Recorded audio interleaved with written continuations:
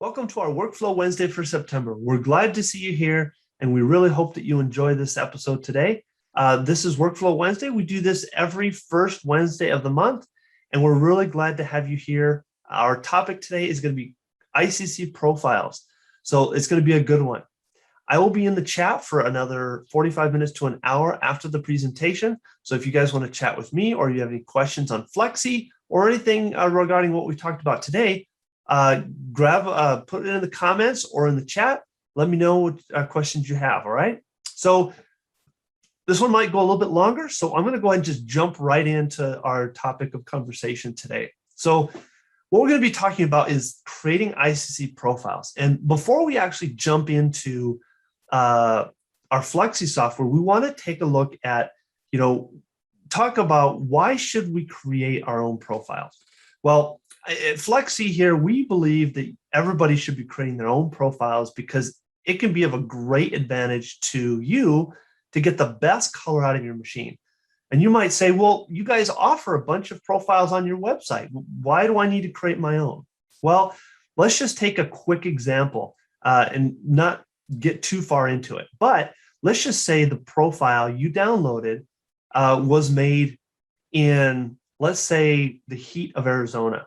That's a pretty dry, arid place, and the temperatures are pretty high. And let's say you're in Florida where it's hot and humid. Well, that profile might not perform as well in the hot, humid temperatures as it did in the warmer, dry temperatures. In warmer, dry temperatures, that printer can actually lay down more ink than it could in a humid environment. And so depending on where the profile is made, it might actually make a difference as to where you are at in the country. So a profile that's made, let's say, in the cold up in Minnesota might be different than in the winters of Florida or something like that. So it really can make a difference. There's a lot of factors that go into printing profiles. Not only that, you could take the same printer and the same profile and then grab another printer right off the same assembly line, and they might actually print that differently. And so there's a lot of different factors going on here. And so, yeah, sometimes you can download a profile and it works great. But then other times you might download a profile from a website, you think, man, what happened to this profile? It just doesn't work at all. Like, what were they doing? Well, it could actually very well be a combination of multiple things: temperature, humidity, location, maybe even the printer slightly different. So there's a whole set of factors that can go into why your color profiles aren't working for your machine. So I know that there are guidelines. If you take a course on color correction or on Icc profiling, one of the things that they'll talk about is make sure that you maintain a excellent environment or temperature controlled environment for your printer at all times. I want to say that you should have an air conditioner heated, to around 70 degrees or so. I think is 70, 75 or something like that. And then the humidity can't be too high or too low. It's like there's a perfect balance point there that people talk about. That is true. If you keep your printer in the garage or in a shop that's like 98 degrees outside and it's just hot out there when it's printing, that profile is probably not going to print very well. Or on the opposite case, if you're in a colder environment and your printer sits out in a garage or in a shop, again, where maybe the temperature only gets up to like 50, 60 degrees, that's going to be an issue. And so knowing that ahead of time and saying, okay, well, what if I have good environment for my printer and it still doesn't print right? Well, this is where creating your own profile is really going to hit the nail for you, because it's going to take all those variables and customize them for your machine. So enough talking about that. Let's take a look at the process of how to make a profile in Flexi so that you guys are better informed on how to do this within our software. So let's do a quick screen share here. All right. So we've got Flexi, or our production manager, pulled up here. And what we're going to do is I'm going to go to my Muto printer here. And the reason why I have this 1628 here is just because I want to be able to show you CMYK light cyan, and light magenta. So this one can do that. And I just happen to have this one on here.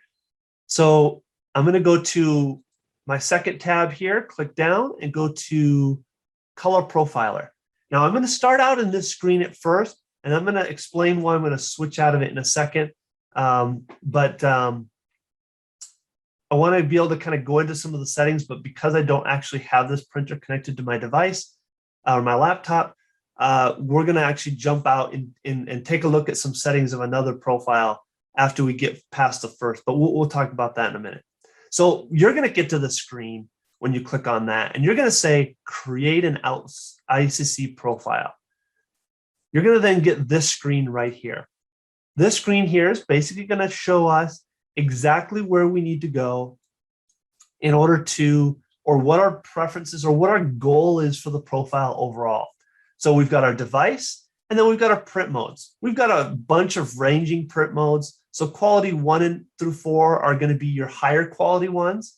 So you can see that this one here is listed at 1440 by 1440. And then quality 4 is 720 by 1440. And then if we go to graphics 4, 720 by 720. So graphics are going to be your medium profiles. And then your banner ones are going to be your lower profiles, or you can go custom or create your own. So it kind of is up to you what you want to do in terms of this. I'm going to go with just graphics 1.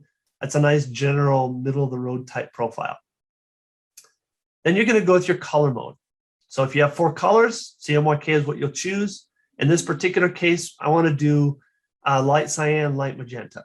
So I'm going to go ahead and choose that. In fact, actually, I'm going to try and do the variable dot.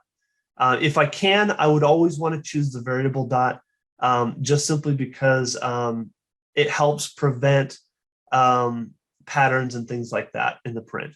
So I'm going to do that. Now, this is going to be an interesting one here. Now, this is one you'll have to make a personal choice on as to which one you want to do. I can't really recommend any specifically. Instead, Enhanced Stochastic 2 is the one that goes in there by default, and I think it's a decent option. You'll have to make this choice on your own, though.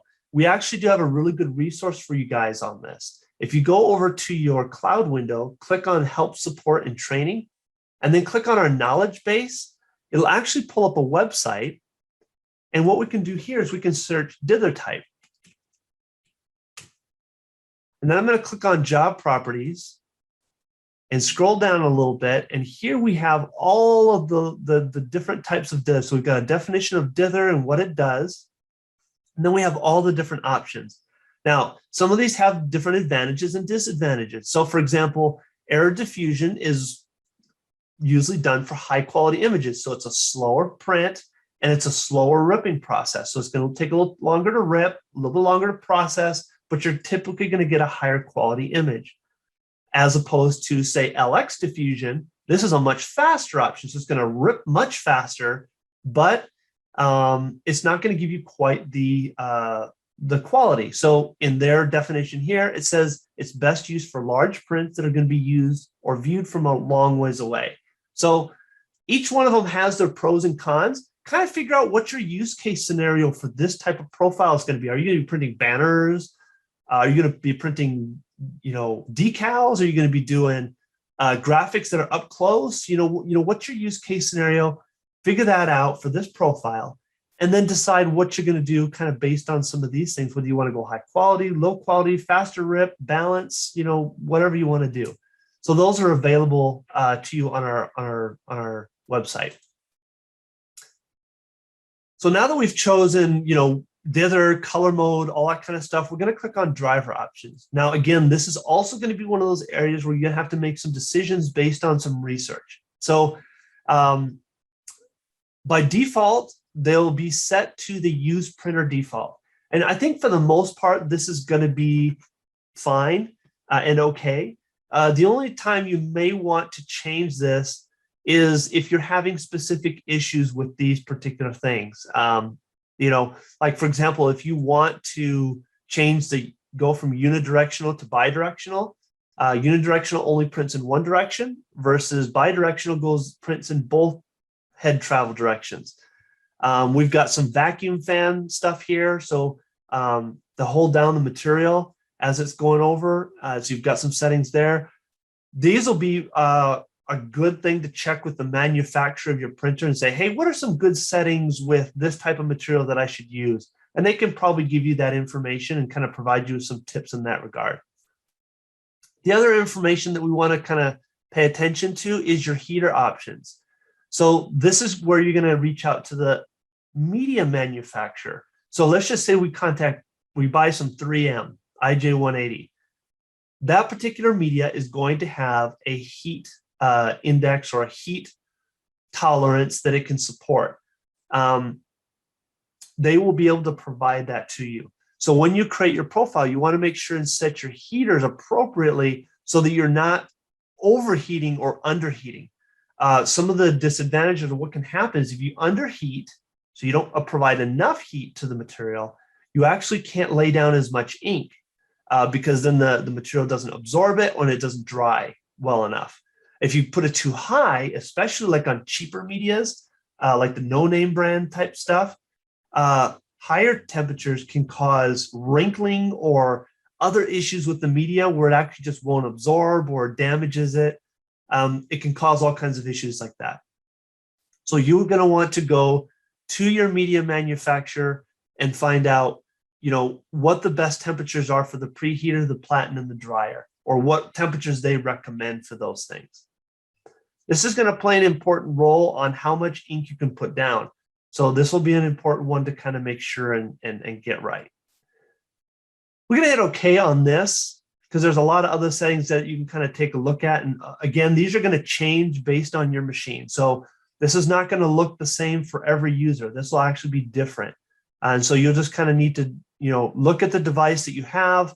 And again, this screen will change based on what machine you have. I'm going to hit OK. And then at this point, I can give my media a name. Give this media a name that makes sense to you so that when you see it, you know what that profile is all about and you know what it's for. So give that a name and then hit next. Now, this is where I'm going to split off for a second here. I'm actually going to close this window and I'm going to open up a profile that was already created. The reason for this is because since I don't have a printer connected to my device right now, it won't let me hit next and go to the next step because I actually don't have a device connected or anything. So in order for me to process through the next couple steps, I'm going to actually close this window. And I'm going to open up the same thing again, except for I'm just going to open an existing profile that we've already created that's on my desktop here. Okay, here we go. All right, so we're going to go back to the beginning here. So let's just kind of briefly go over this again. So here you can kind of see in this profile that they were creating, these are the settings that they chose, quality 4. There's their, settings here for resolution. They chose enhanced stochastic. They went with the CMYK, light cyan, light magenta, okay? And they give it a name. So hit next, and now we're back to the screen. Okay, so now when you see this screen for the first time, all of these variables are going to be set to 100%. And that's the way they should be. You're going to go ahead and just print the ink limit test. You're not going to change anything. You're not going to do anything. They'll all be at 100, and you're just going to print it. And it's going to print this chart down here below. So we're not going to do anything with these yet. We're going to let this print, and we're going to take a look at the swatches and see what they look like. You're going to examine them closely. We're going to be looking for two things. First thing we're going to be looking for is ink saturation, or to see if there's any pooling or any other issues. So you can kind of see the example that they show here, the good and the bad. The good one has nice crisp lines. It has straight slants. There's no bleed going into the white. The color is uniform. That's also very important. It's uniform. It's not darker in some areas and lighter in others. It's all perfect. It also doesn't feel smooth. So you shouldn't be able to feel a difference between where there's ink and where there isn't ink. If you can feel like a ribbed, like it kind of feels like you're going over like speed bumps over here with your finger, that shouldn't happen. That means you've got too much ink and it's actually creating layers. That's too much. So it should feel smooth to the touch, very crisp lines, no overbleeding, no fuzziness. All that should be good. A bad example would be non-uniform color, maybe bubbles or pooling, or blurry, fuzzy edges, or discoloration. So you might maybe have darker on one side and lighter on the other. Those are all signs of too much ink or incorrect ink setting. So basically, we're wanting it to look more like this side. So when we look at our chart, you're going to find that medium. So you're going to say, okay, where, between, 80, whatever the percentage is, where does it hit that mark versus, where we're going to be. Now, I'll tell you this, higher quality profiles typically are slower and they can take more ink. And so typically these numbers will be higher.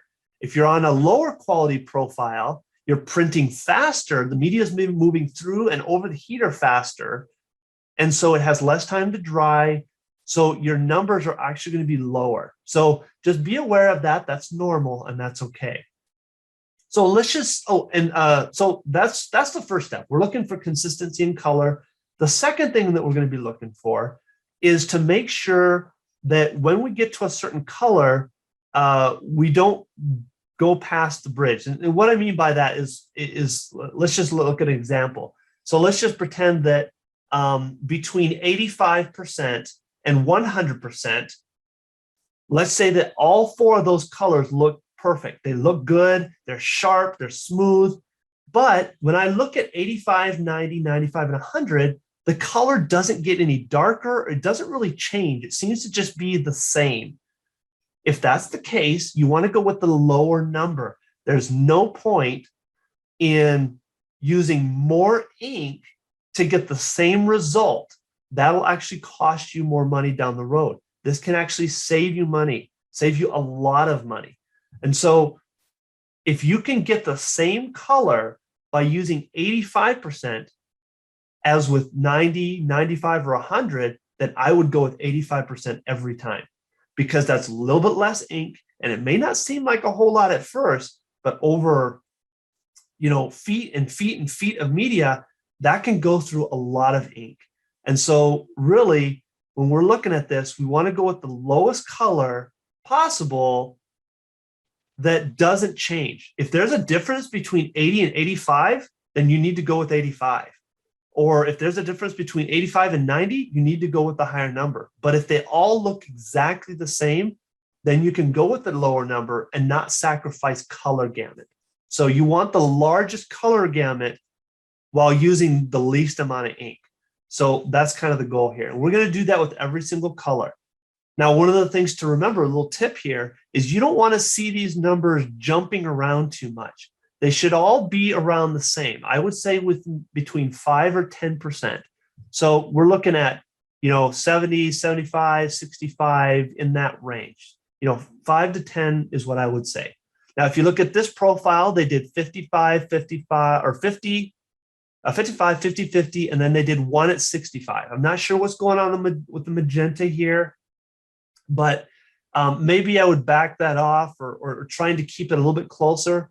The thing that you don't want to happen is if you have too much of a variance in your color, say like in this particular case, the magenta, what might actually happen is colors that are super sensitive to the percentages of ink, like gray, for example, might turn out pink. So we want these to be pretty balanced. Again, they don't need to all be exactly the same, but we don't want to see one at 65, one at 95, and then one at 70. That those kind of jumps like that is what we're kind of trying to avoid. We want them to be fairly similar, at least within 5 or 10%. So, so you're going to read the chart, make the adjustments, and then you're going to print the verification. Do not skip the step. You must print the verification. It is always worth the material to verify what you've done.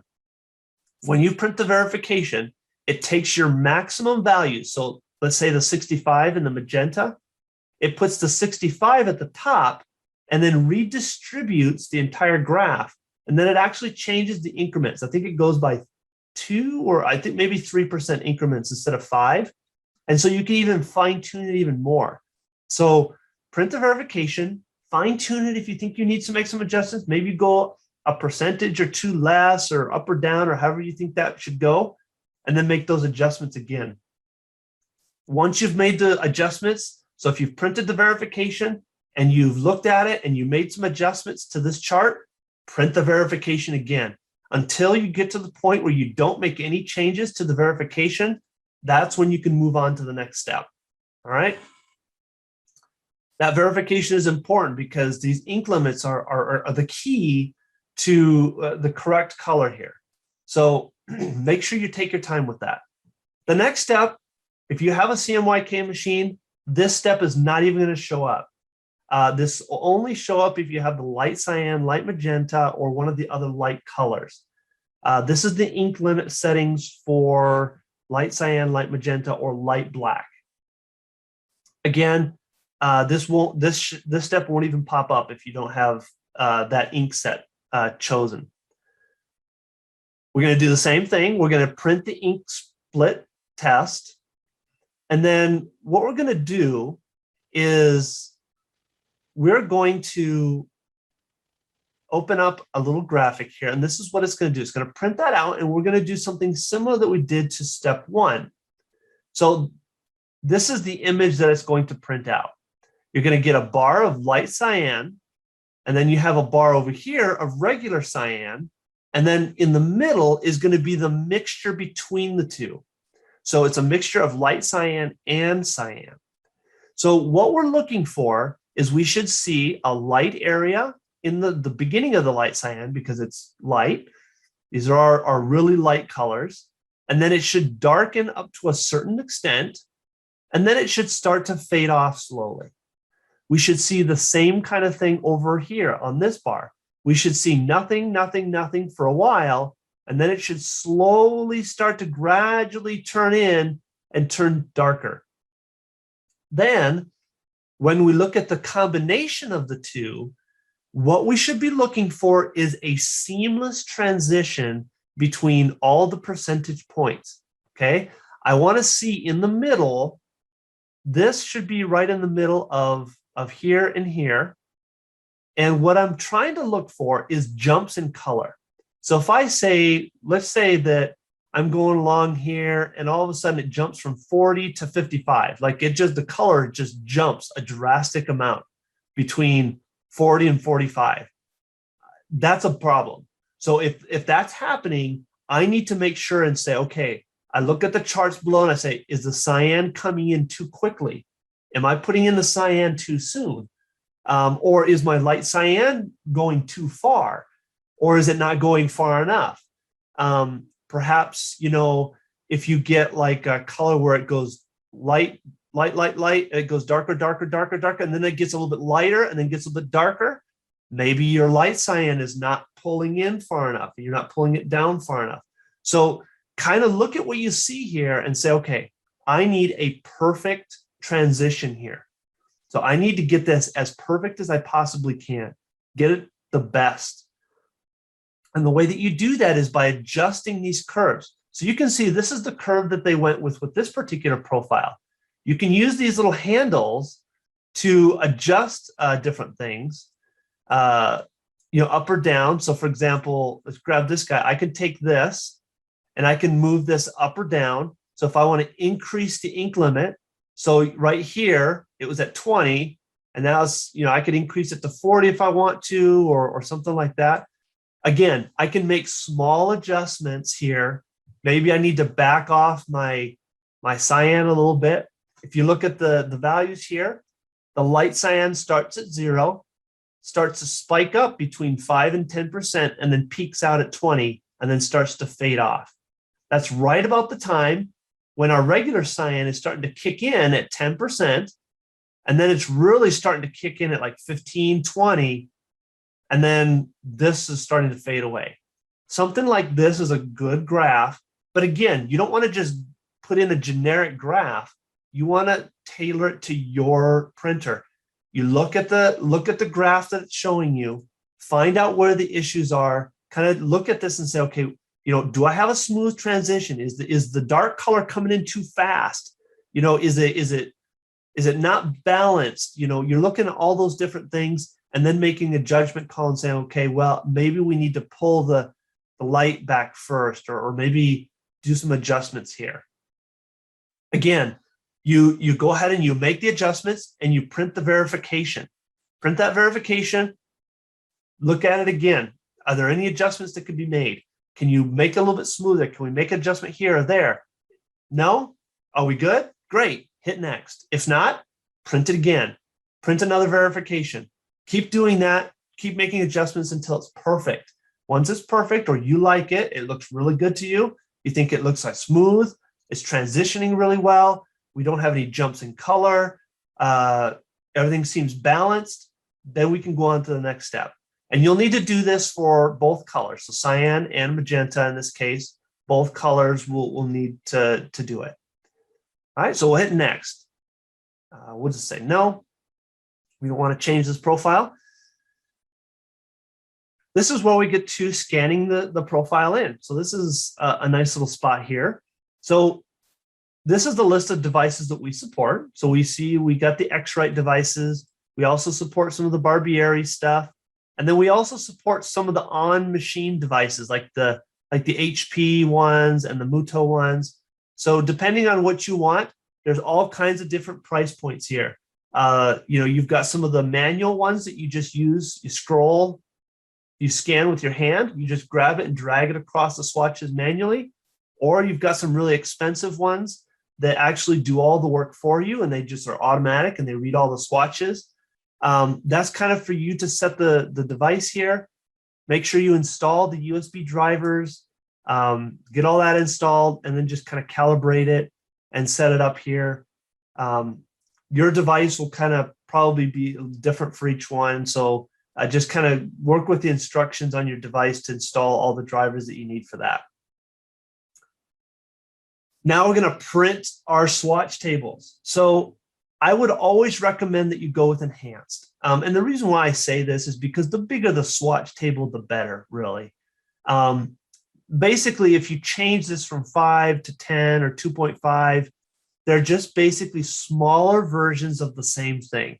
But if you print more colors, the more colors you scan in to your profiler, the more accurate it's going to be. So I always recommend go big.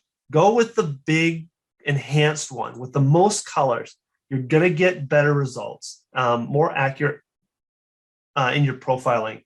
So I would just say always go with the large one. I know it's more media, but it's worth it. Trust me, it's worth doing. So once you print it out, your target size is going to be chosen automatically based on the device that you choose. This is basically just the size of the square that it prints out. Each device is a little bit different in terms of what size of swatch that it recommends. And so just leave that at the default, unless the documentation for your device specifically says that you should change it to a different one. So just kind of be aware of that. All right. So then what you're going to do is you're going to click measure. And then based on your device will take over from there. So whether you're doing it by hand and clicking the button and dragging it across, or whether you just have to press something on your machine for it to start reading, whatever the case is, this is where it's going to start reading. So you click on this, you read, and you're scanning all your swatches. Again, you're probably going to follow the instructions on how to use your device. Whichever one you buy, there'll be instructions on how to use it. So you'll follow those instructions. And what we're looking for is not exact color replicas. You can see here that in our example that the colors don't match exactly. They're a little off, and that's okay. We're not looking for exact color replication here. What we're looking for is making sure that the colors match up with what they're supposed to be. So cyan should be with cyan, magenta should be with magenta, yellow with yellow, black and black. I shouldn't see any magenta under a yellow square, or I shouldn't see any magenta under a blue square. If those colors are mixed up, you can use these buttons over here to either rescan one swatch, or you can rescan a whole row if you need to. So if you see something like that, again, what we're looking for is to make sure that they all fall within the range that they're supposed to be. So no yellows with other colors and things like that. So consistency. And I'm going to scroll through here and look through each one of them to make sure that that looks correct. Now, I can click on this button here. Once I've scanned everything in, I can click on my linearization curve, and I can take a look at my curve and see what it looks like. So I can do this for all my different colors. And what you should see, and this is, again, just another step that you can use to verify what you've done to make sure that it looks good. You're looking for a smooth transition here. So it should be a nice smooth arc from top to bottom. Now, I'm not exactly sure what's going on right here. Yeah, I didn't make this profile, so I'm not sure. But if I saw this, I would probably try and see if I could do something. There might be something here going on. It looks like that's right where the light cyan and the light magenta and the regular magenta transition is happening. So maybe I should make some adjustments to my light cyan or my darks or my regular cyan, or keep saying cyan, but my magenta here to make sure that it's curving a little bit more smoothly. This is fine, but I would like to see it more like what we see up here. See how it's kind of a nice smooth line? It's kind of nice and curvy. Then all of a sudden it does this weird little jog. It seems like all the colors except for yellow. So yellow is pretty good. So if I look at my yellow transition is really nice and smooth. That's kind of what I'm looking for. Those little jogs there are not exactly ideal. This is okay up here because once we get this dark, we're fine. So, but definitely the cyan has a little bit of a weird thing going on. And again, I think that's right where the light cyan and the dark cyan are kind of mixing, and we need to make some adjustments there. So that's just my take on it. Again, this might be really hard to see. So we go to hit close. We're just going to leave it at there for now, but you could go back and change your ink limits. And I would probably start with my light cyan, light magenta, and kind of see if I can adjust that a little bit just to see where we're at.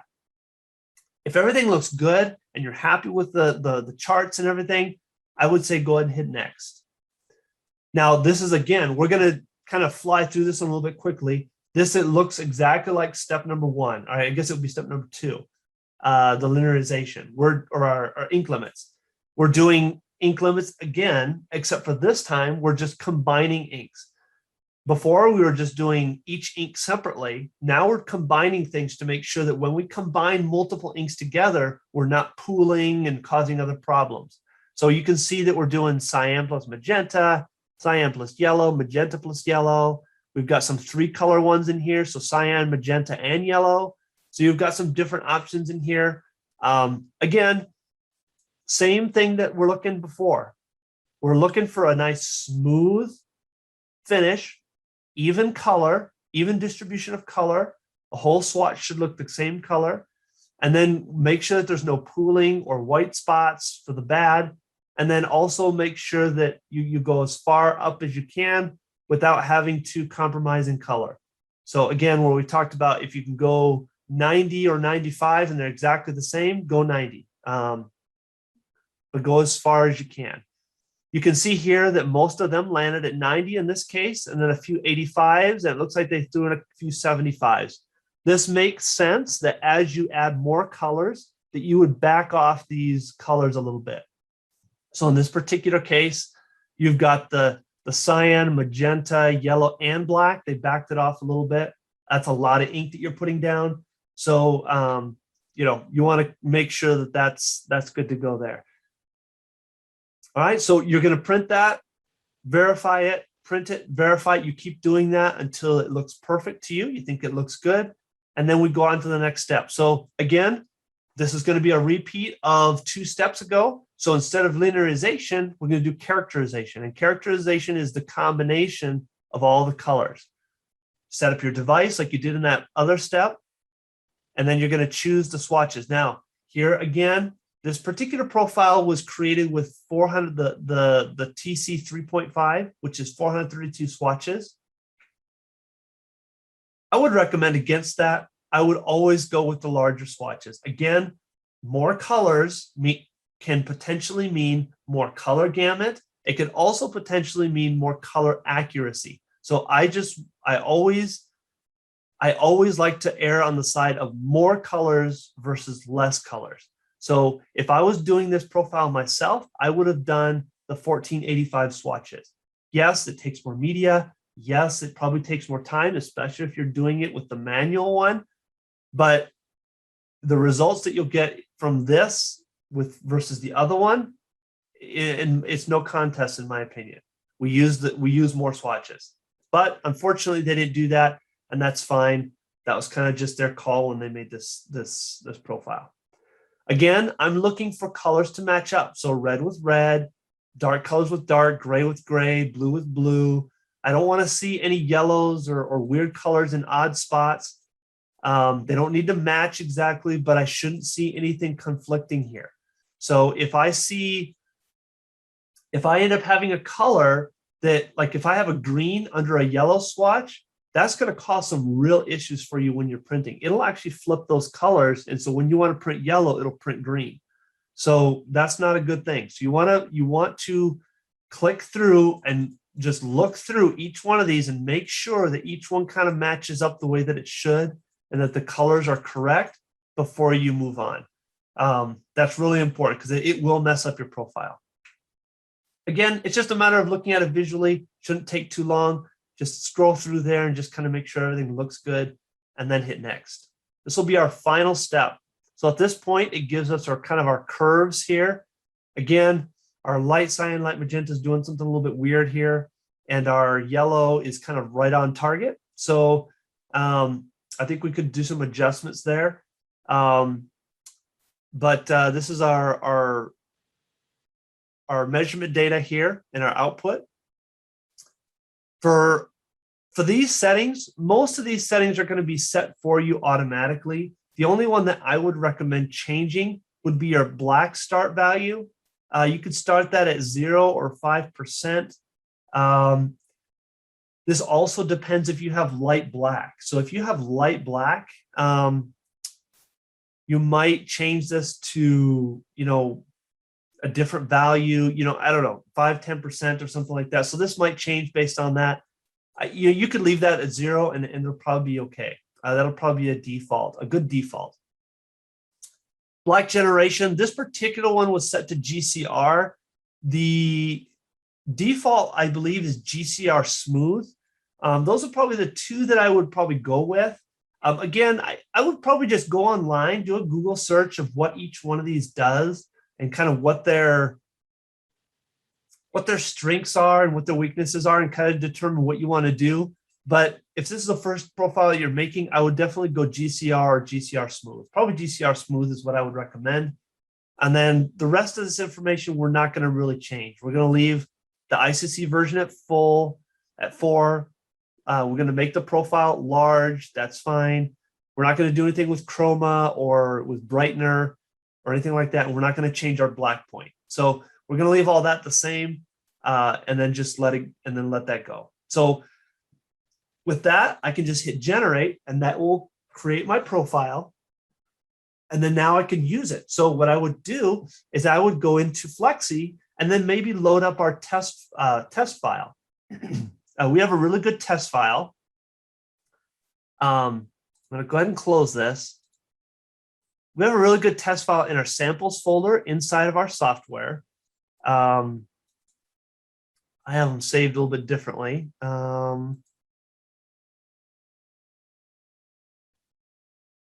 I don't know if this is the one or not.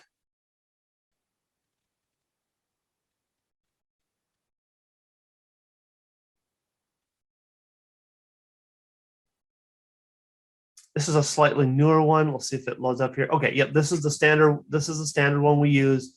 If we open this up, it gives you a really good way to test your profile and kind of gives you the gamut. So you got some RGB bitmaps, you've got some CMYK bitmaps, and you also have some spot colors, some color wheels, lab colors, all kinds of variety of different things in here, some skin tones and whatnot, some bright reds. So you can use this as a template to say, okay, how is it printing in each one of these types of scenarios? And so this is a really good file to print, check your profile to see how it's working, see if you want to make any adjustments. If you want to make any adjustments to your profile, you can certainly do that. You can go into your color profiler and just say modify the profile, navigate to that profile, open it up. You can change ink limits. Just make sure that if you do make any changes, you have to rescan in everything again. So you have to recalibrate the profile again. So anytime you make a change, you do have to change things, or you have to rescan swatches and things like that. So just be aware of that. If you make changes, you do need to rescan in your changes. But that's the color profiler. It's not too hard. I know that at first, the first time you do it, it might take you a little bit while, but once you kind of get the hang of it, you can actually get a profile done in 20 or 30 minutes and have a really good profile. We would recommend that when you create profiles, that you have let's say you have 2 or 3 different medias that you use, and you have like a high and low quality for each one. I would say do a profile for each. So, your banner, do a high and a low. Your regular vinyl, do a high and a low. Different things like that. Have different options available for you, so that you can have profiles that are tailored to each device. You really don't want to mix and match different profiles with settings. So if you create a high quality profile, you don't want to change that profile in the rip and print settings to low quality, because it really won't work. It doesn't do the right things that it needs to do for that profile to work. You really do need to create a separate profile for it. So hopefully this helps. We also have a PDF that kind of walks through some of the stuff that you saw me do today with some of the stuff written out. If you're interested in that, just email us at esupport at thinksai.com. So esupport at thinksai.com.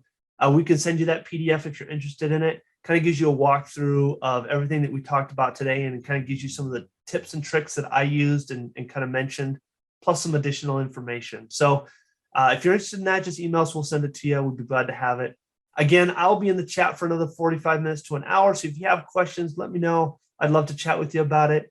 Hopefully this will help you guys get better color. I really do believe, and I've seen it happen time and time again, where somebody goes from our default to a custom profile and it just changes their world. So if you want to be the guy or shop in town that has the best color in town, the investment in the hardware for color, the color spectrophotometer and whatnot is worth it. It's worth it, the money in gold. I would definitely highly recommend that you do it. I think you'll really find that you can get some really amazing color and save yourself some money by going with a custom profile versus just a generic one from either us or from somebody else. So with all that, thank you guys for hanging with us today. And I know it's a little bit longer one. Thank you for coming and watching and enjoying it. We will see you guys next month, and have a great day.